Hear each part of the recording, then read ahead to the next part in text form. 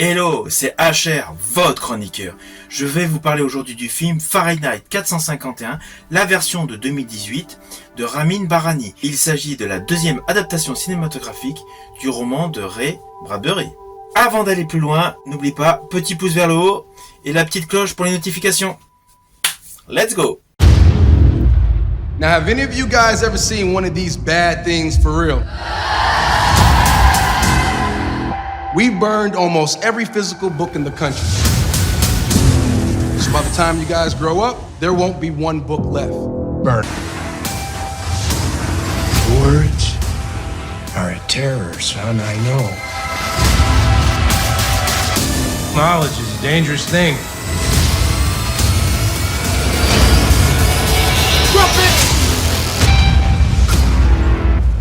Alors, cette version cinématographique de 2018 est produite par HBO. Alors, Ramin Bahrani a pris des libertés avec l'histoire. C'est évident. Il a fait des apports supplémentaires, notamment la destruction de disques durs ou d'unités centrales d'ordinateur. Les modifications sont essentiellement sur les personnages.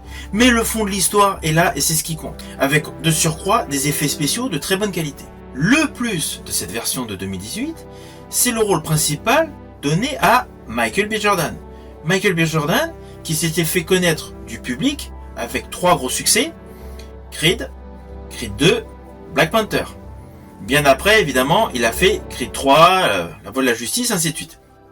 Mais voilà, il était déjà connu du public et surtout attiré une tranche de spectateurs qui n'auraient jamais été lire cet ouvrage de Bradbury. Et ça, c'est essentiel. Car le cinéma, lorsqu'il sert la lecture, c'est une plus-value. Son jeu d'acteur est correct, on ressent les émotions, les différentes étapes qu'il ressent par rapport à sa vie de pompier, donc incendiaire d'ouvrage, avec parallèlement plusieurs flashbacks concernant sa jeunesse et ce qu'il s'était produit pour son père, également pompier. Then we can be happy. I got things inside my head that don't make sense. Dreams that I can't explain. Read before the men come back.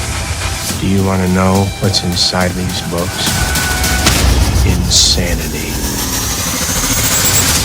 Face à lui, on retrouve l'impitoyable Michael Shannon, qui était déjà assez particulier dans le film The Iceman. Ici, on retrouve un rôle très ambigu, avec une certaine dualité profonde. Sur le devant du public, il est contre les ouvrages, contre l'écriture. Lorsqu'il est à son bureau, en cachette, il écrit sur des papiers. Voilà, c'est un personnage qui a une certaine dualité profonde.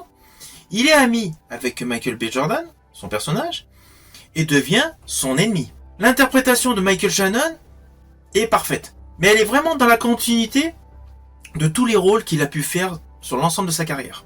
Ainsi, lors de certains dialogues, notamment une scène vers la fin du film, on ne sait pas s'il va être pour Michael B. Jordan ou s'il va être contre.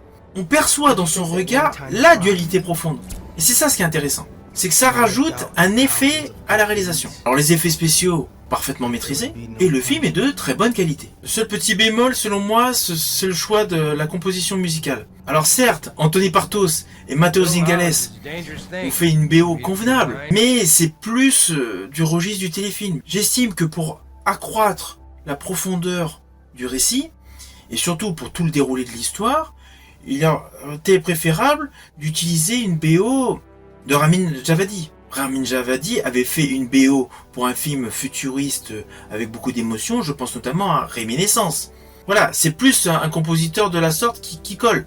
Je pense également à ses compositions pour la série de science-fiction Westworld. La musique sert complètement chaque épisode. Elle est vraiment adaptée en fonction des scènes.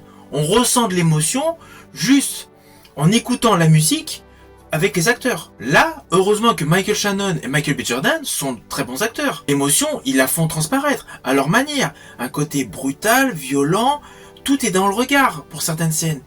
Et la musique qui accompagne ces plans séquences, elle est plutôt moyenne. Ramin Djawadi aurait fait quelque chose de parfait. C'est le petit bémol de ce film.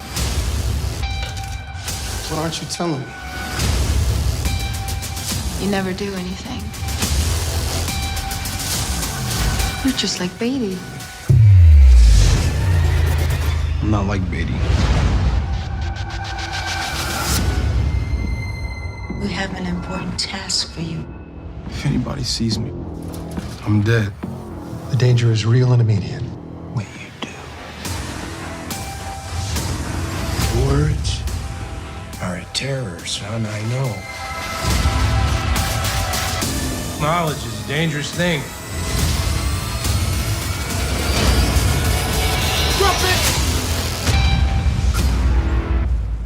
Alors au final, j'estime que c'est un bon film, de beaux plans, les effets spéciaux sont de bonne qualité. Alors oui, les puristes diront les divergences scénaristiques, voilà, par rapport au bouquin. Mais l'essentiel, c'est d'apporter de la culture à des personnes qui n'auraient pas été lire le livre, qui ne connaissaient même pas l'existence. De ce fait, la réalisation de ce film, malgré ses modifications par rapport à l'histoire de base, c'est une plus-value pour la culture. Je vous invite donc à le découvrir par vous-même car c'est un bon film. Je vous dis à bientôt.